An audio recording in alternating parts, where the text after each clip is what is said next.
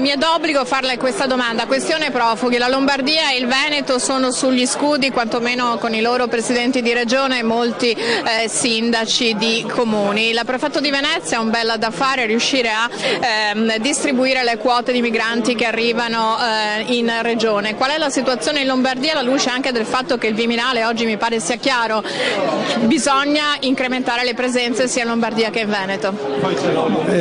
Naturalmente l'impegno delle prefetture è notevole su questo fronte, un impegno che ci ha riconosciuto sia il Presidente del Consiglio sia il Ministro dell'Interno, e questo è il momento in cui veramente bisogna dimostrare di essere in grado di esprimere proprio quel principio di solidarietà di cui l'Italia si è sempre potuta vantare davanti al mondo intero.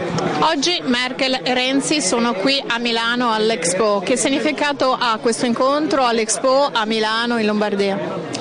È un significato simbolico estremamente importante, come simbolicamente importante è già tutto l'Expo e tutte le presenze scaglionate in questi 6 mesi dei capi di Stato e capi di governo di tutti i paesi che espongono e non espongono all'Expo.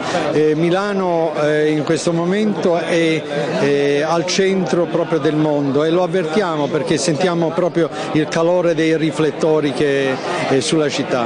Non è stato facile gestire un evento come l'Expo, c'erano anche tante paure, parlo anche di gestione della sicurezza alla vigilia, siamo a 3/4 del cammino, che bilancio si può fare?